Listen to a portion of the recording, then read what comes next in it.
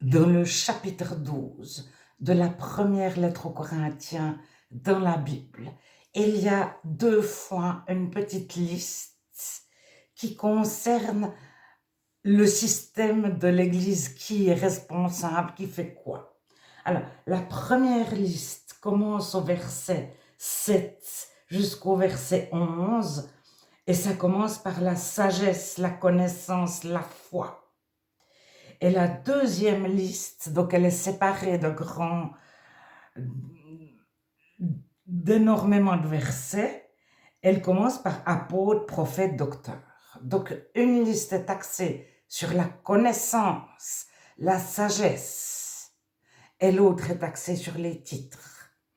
Alors, avoir un titre donne de la supériorité, peu importe sa sagesse et sa connaissance. Alors, la connaissance, on comprend, c'est ce qu'on connaît, j'entends ce qu'on a appris. La sagesse, c'est l'intelligence, parce qu'on peut avoir appris par cœur énormément de choses. On peut connaître la Bible entière par cœur, sans intelligence et sans foi. Alors, comment on arrive à avoir 2 listes différentes dans le même chapitre? Je vous propose de commencer en Luc 10.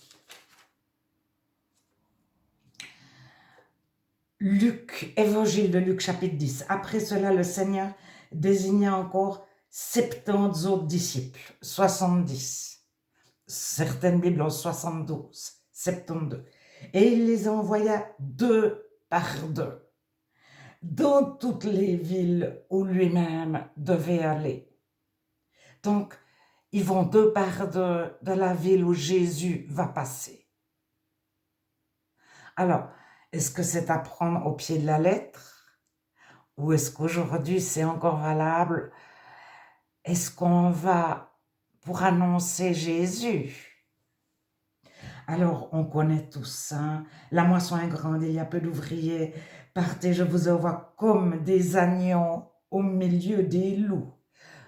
Il nous a jamais dit, vous serez choyés, dorlotés, etc. Ne portez ni bourse, ni sac, ni souliers, etc. De quelque maison que votre, il dit d'abord que la paix soit avec cette maison, etc. Mangez ce qui vous sera présenté. Alors là, il y avait des végétariens, il y avait des personnes qui ne mangeaient pas de porc, il y avait des personnes qui mangeaient de tout, des riches, des pauvres, etc. Alors, on oublie déjà les coutumes de chacun. Mangez ce qui vous sera présenté, guérissez les malades qui s'y trouveront et dites-leur le royaume de Dieu s'est approché de vous. Etc. J'arrive au verset 16. Celui qui vous écoute m'écoute, moi Jésus. Et celui qui vous rejette me rejette, moi Jésus. Alors, il faut faire très attention si on est rejeté de ne pas se prendre pour... On n'est pas forcément... C'est pas forcément le critère pour dire nous sommes les vrais chrétiens. Alors, les 70 revinrent, les 70 revinrent avec joie, avec joie.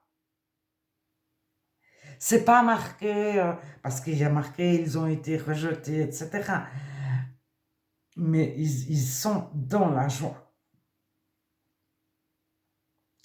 Ils dirent, Seigneur, les démons même nous sont soumis en ton nom. Jésus leur dit, je voyais Satan du ciel, Satan tomber du ciel comme un éclair. Je voyais Satan tomber du ciel comme un éclair. Voici, je vous ai donné le pouvoir de marcher sur les serpents, les scorpions et toute la puissance de l'ennemi. Rien ne pourra vous nuire.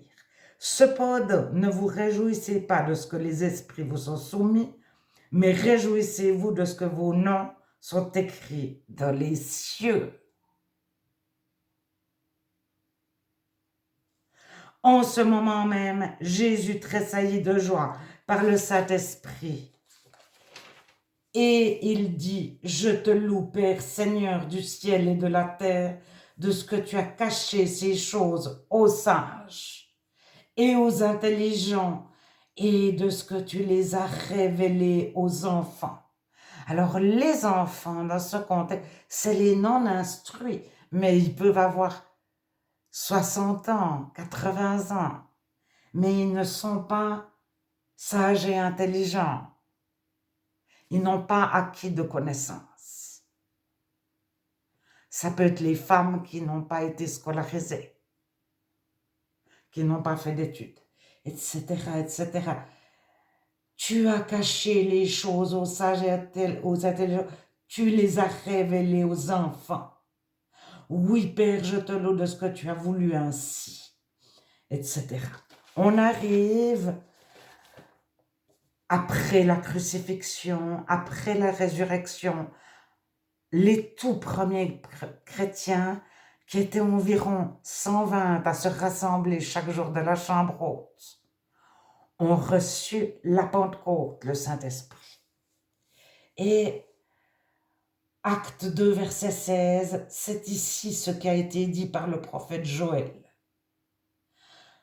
Dans les derniers jours, alors dans les derniers jours, ça veut pas, c'est pas forcément parler de l'apocalypse, de l'eschatologie, de la fin du monde. Dieu dit, je répandrai de mon esprit sur toute chair, vos fils et vos filles prophétiseront, et vos vieillards auront des songes. Oui, sur mes serviteurs et sur mes servantes. De ce jour-là, je répandrai mon esprit et ils prophétiseront. Je ferai des prodiges en haut de le ciel et des miracles en bas sur la terre. Alors, les miracles sont décrits. Alors, quiconque invoquera le nom du Seigneur sera sauvé. Donc, c'était Acte 2, 17. On arrive à la première lettre aux Corinthiens. Donc, les premiers chrétiens, c'est quelques années plus tard. 1 Corinthiens 12. Chacun de vous parle ainsi. Moi, je suis de Paul. Moi, je suis d'Apollos. Moi, je suis de Céphas. Céphas, Pierre, Simon. Pierre a qu'un nom. Enfin, Pierre a 3 noms, mais c'est qu'une personne. Et moi, je suis de Christ. Donc, il y a 4 cas. Paul, Apollos, Pierre, Jésus. Est-ce Paul qui a été crucifié pour vous? Est-ce au nom de Paul que vous avez été baptisés? Tous étaient baptisés au nom de Jésus, au nom de Jésus-Christ, au nom de Christ. Je rends grâce à Dieu de ce que je ne vous ai pas baptisé, etc. Verset 18. Car la prédication de la croix est une folie pour ceux qui périssent, mais pour nous qui sommes sauvés, elle est une puissance de Dieu. Aussi est-il écrit, je détruirai la sagesse des sages et j'anéantirai l'intelligence des intelligents. Verset 22, les Juifs demandent des miracles, les Grecs cherchent la sagesse, nous prêchons Christ crucifié. Puissance de Dieu, tant juif que grec, car la folie de Dieu est plus sage que la sagesse des hommes. Alors pourquoi la sagesse des hommes est limitée? C'est parce qu'avec, il y a la concurrence, il y a la convoitise. Et à un moment donné, on préfère gagner de l'argent plutôt que de dire ou gagner de la notoriété, être connu. Vous connaissez les grands universitaires, ceux qui font des recherches en sciences, en médecine, etc. Ils ont des journaux et ils écrivent des choses que personne ne connaissent. Ils ont trouvé quelque chose de nouveau. Et s'ils sont publiés, parce qu'il y a une espèce d'académie qui vérifie quand même que ce qu'ils disent est juste. Alors, s'ils sont publiés, ils sont, en plus de leur grand diplôme universitaire, ils sont connus comme ayant publié. Alors, à un moment donné, quand ils ont publié 3 fois, puis que leur 3e publication, c'est une thèse, c'est une invention, est fausse, parce qu'il y en a un autre qui la remet en question. Eh bien, venir dire devant tout le monde, je me suis trompé.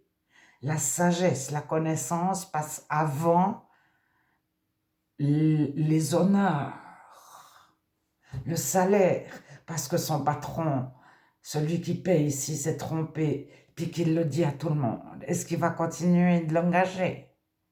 Non. Je détruirai la sagesse des sages qui convoitent, etc. Alors on arrive à 1 Corinthiens 12. Il y a diversité de dons au verset 4, mais le même esprit, diversité de ministères, mais le même Seigneur, diversité d'opérations, mais le même Dieu qui opère tout en tous. Or, à chacun est donné. Alors je vais très vite. À l'un la sagesse, à l'autre la connaissance, à l'autre la foi, à l'autre le don des guérisons, des miracles, prophétie, discernement des esprits, interprétation des langues, diversité des langues, connaissance des langues, j'en ai oublié. Les distribuons à chacun comme il veut, comme Dieu. Alors, il y a après, au verset 24, nos membres, on est tous membres les uns des autres, donc on est tous le corps de Christ, qui est la tête, le chef, on est sa corporation. Ainsi nos membres les moins honnêtes, qui ont le moins d'honneur, ça n'a rien à voir avec voler ou mentir, qui ont le moins d'honneur, ça veut dire les plus pauvres, ou ceux, on peut être médecin, avoir fait tel truc, on peut être très riche, mais à un moment donné, si on n'est pas publié, ou on publie contre nous, on perd de l'honneur, de la notoriété, mais on est quand même riche. Mais enfin, là, les personnes qui avaient de l'honneur, c'était beaucoup en fonction de ne pas être esclave et d'être riche et d'être un homme dans certaines régions. Alors, ainsi, nos membres qui ont le moins d'honneur reçoivent le plus d'honneur, tandis que ceux qui ont de l'honneur n'en ont pas besoin. Ça veut dire que Dieu, il va chercher les petits et les faibles, les mépriser. Et il les met en avant dans l'église. Mais vous en avez la preuve. Qui est le chrétien le plus connu du monde entier? C'est Nick Vujicic. Sans bras, sans jambes. Mais vous allez en Chine, tout le monde connaît Nick Vujicic parmi les chrétiens. Aux États-Unis, en Amérique du Sud, dans les prisons, dans les milieux aisés, tout le monde connaît Nick Vujicic quand il est venu de tous les pays d'Europe. En Australie, il est australien. Alors, Johnny. Alors, ne me demandez pas de prononcer son nom de famille. Erkasson, quelque chose comme ça. Elle est tétraplégique, elle bouge la tête et puis vaguement une main. Elle est connue du monde entier, son livre Johnny s'est traduit en des centaines de milliers de langues. Dieu choisit. On voit que c'est le choix de Dieu. Alors, que les membres, donc au verset 25 toujours, 24 à 26, aient également soin les uns des autres. Donc, on ne prend pas soin de celui qui est riche, ou de celui qui nous paye, ou de celui qui est le plus beau, ou qui est le plus sage, ou qui est le plus instruit, ou qui a le plus de pouvoir. On prend soin du méprisé comme du roi. Mais on n'abandonne pas le roi au milieu. On prend aussi soin de lui. Si un des membres souffre, tous les membres souffrent avec lui. Si un membre est honoré, tous les membres se réjouissent avec lui. Verset 28. Dieu a établi, donc c'est toujours Dieu. Premièrement, des prophètes des apôtres. Et c'est bien souligné, premièrement des apôtres, secondement des prophètes, donc il y a une hiérarchie. Troisièmement des docteurs, ensuite ceux qui ont le don des miracles, puis ceux qui ont le don de guérir, de secourir, de gouverner. Alors gouverner, c'est prendre soin, parce que sinon gouverner, ce serait avant apôtres, prophètes, docteurs, ceux qui gouvernent. Alors, de gouverner, de parler diverses langues. Alors, il n'y a plus d'interprètes. Hein. Mais la première liste commençait par la sagesse et la connaissance. Au milieu, il est parlé des personnes qui ont de l'honneur, qui ne sont pas méprisées, les personnes adulées. Mais Tom Cruise, ou bien Brad Pitt, ou bien Michael Jackson, ou bien Claude François, lorsqu'il tombe malade, puis à côté, le SDF des rues qui tombe malade, qui arrive à l'hôpital, le chrétien, il prend soin de Michael Jackson comme du SDF, comme du roi, comme du président de la République, celui il aime passionnément, qu'il adule, enfin, qui est adulé par tout le monde, le chrétien, justement, aime de façon agapée, il ne vénère personne, il n'adore personne, il n'adule personne, il n'est pas en admiration devant quelqu'un, mais il aime profondément le quelqu'un, chacun, parce qu'il est aimé de Dieu et tout seul il n'y arrive pas. Alors, une fois c'est la connaissance qui prime, la sagesse, donc l'intelligence, et les diplômes, mais réellement. Et puis, apôtre, prophète, docteur, c'est les titres. Il y en a qui n'avaient pas forcément un diplôme, les titres se donnaient les uns aux autres. Dans une académie, on peut donner le titre d'académicien à quelqu'un qui a jamais mis un pied dans une université, mais il a créé quelque chose, il ne sait peut-être ni lire ni écrire. Mais c'est les académiciens qui choisissent le suivant. Alors ça fonctionne par titre.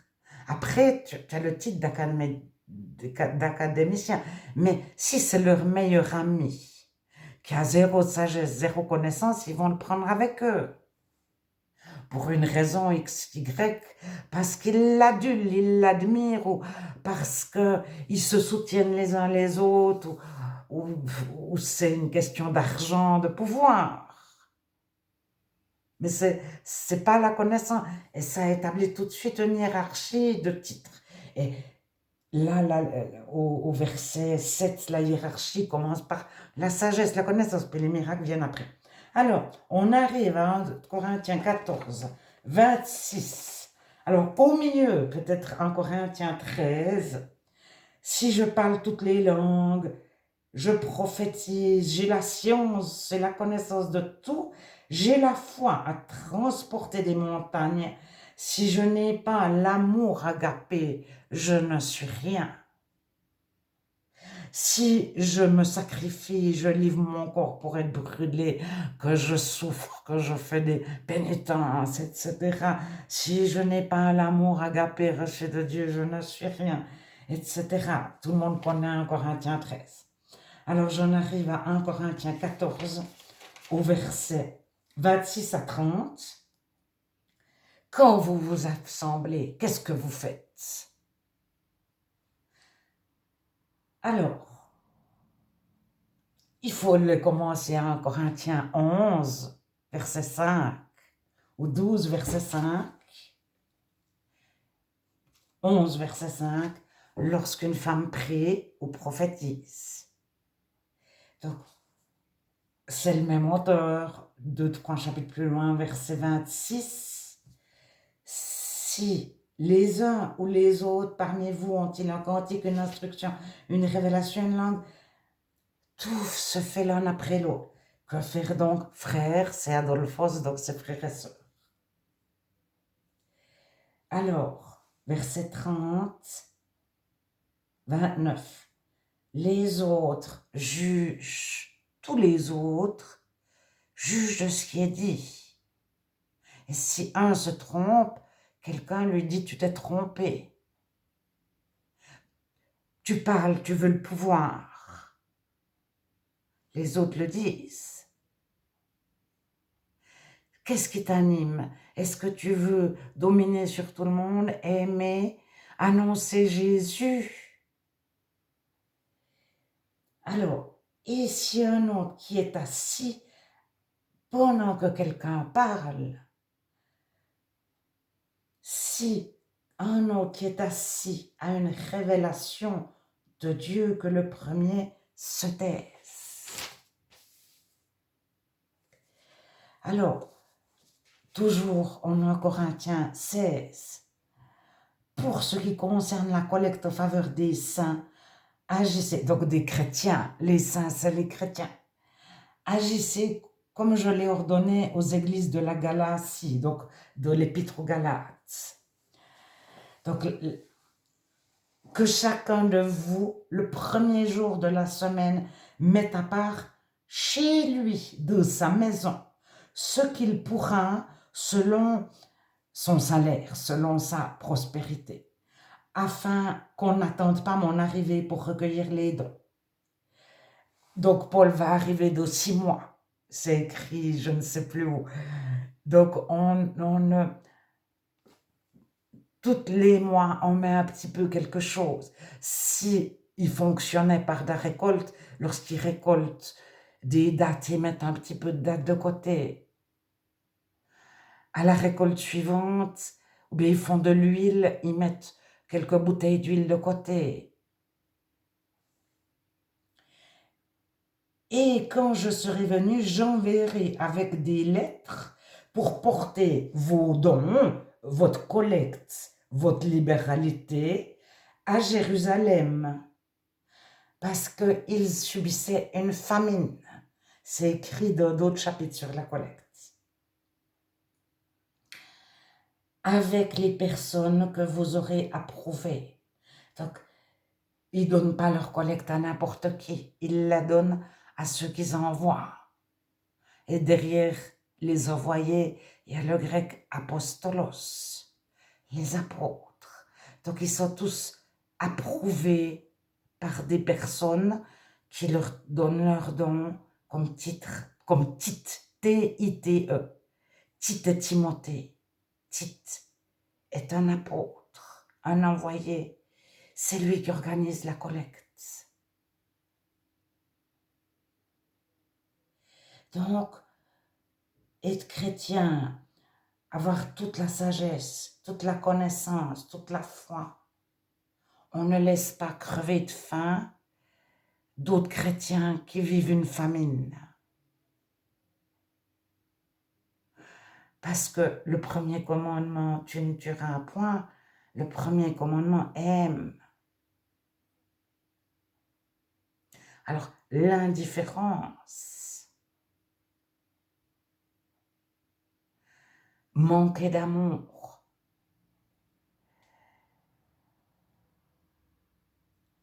alors, toutes les assemblées que je connais, soit de visu, parce que je les ai visitées, j'ai déménagé, j'ai habité dans plusieurs lieux, donc j'ai connu de près plusieurs églises. Et puis quand j'étais petite, mes parents, il y avait 2, 3 églises représentées dans ma famille, 3 églises très différentes les unes des autres. Alors, j'ai connu des systèmes d'églises très différents, mais quand on demande à un membre d'église, il nous sort le passage, la première partie du chapitre de Corinthiens 12, parce qu'il ne connaît que celle-là. et de son Église, de les statuts, c'est écrit, nous basons sur 1 Corinthiens 12, le début, la sagesse, la connaissance, la foi, les guérisons. Et puis après, dans une autre Église, c'est écrit, nous basons sur Éphésiens 4, verset 11, les 5 ministères, il a donné les uns comme apôtres, comme prophètes, comme docteurs, comme évangélistes et comme pasteurs. Alors, le pasteur, c'est celui qui prend soin, qui dirige, qui gouverne, qui conduit son troupeau vers les verts pâturages et l'eau. Mais réellement, c'est la parabole du bon samaritain qui a soigné la personne malade, pas seulement à coups de versets bibliques.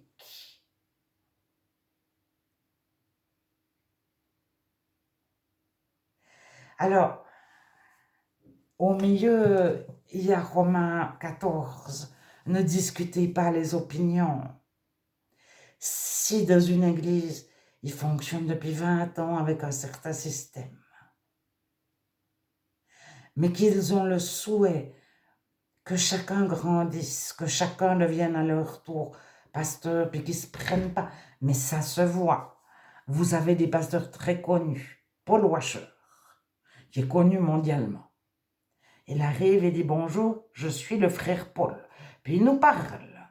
Et puis tout à coup, on découvre qu'il est connu dans tel pays, tel pays, tel pays, tel pays, qu'il a fait ça, qu'il a telle œuvre, qu'il est responsable de ça, ça, ça. Mais quand il se présente, il dit bonjour, je suis le frère Paul, soyez bénis.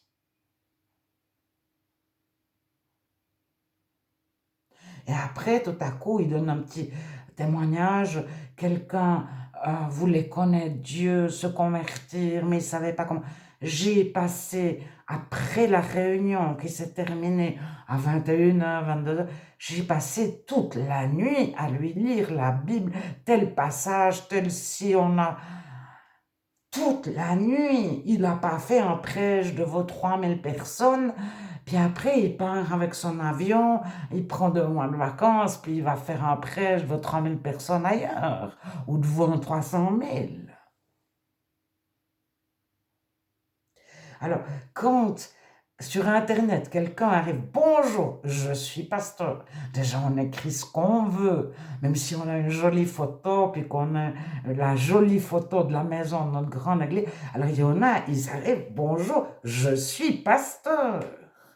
Donc, ça veut tout de suite dire, moi, j'ai un titre. Toi, tu t'aimes, moi, je suis en dessus de toi. Et puis après, ils arrivent, moi, je suis pasteur de 3 églises. Bien, je suis pasteur, j'ai 10 000 membres.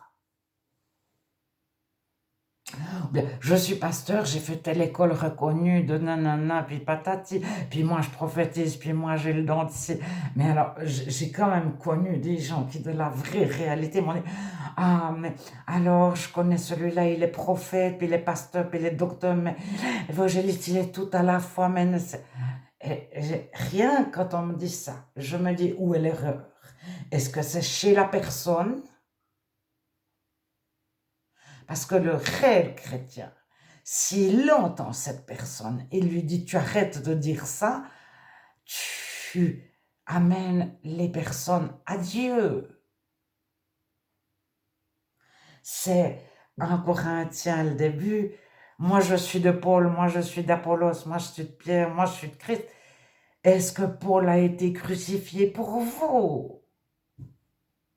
Et son nom de Paul que vous avez été baptisé, de Tartampion, etc. Alors, les chrétiens, il y a 2 sortes d'églises. Il y a les églises mortes et les églises vivantes. Dans une église morte, il ne se passe rien. Mais rien. Ou ce qui se passe, c'est du bruit inutile.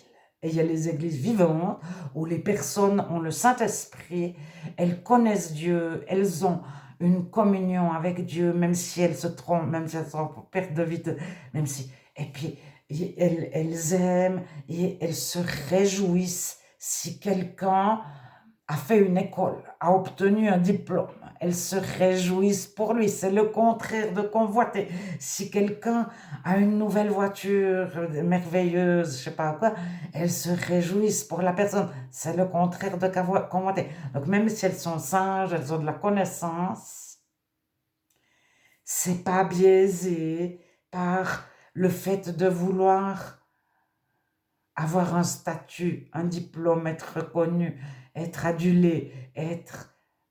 On place notre confiance en Dieu. Dieu pourvoit.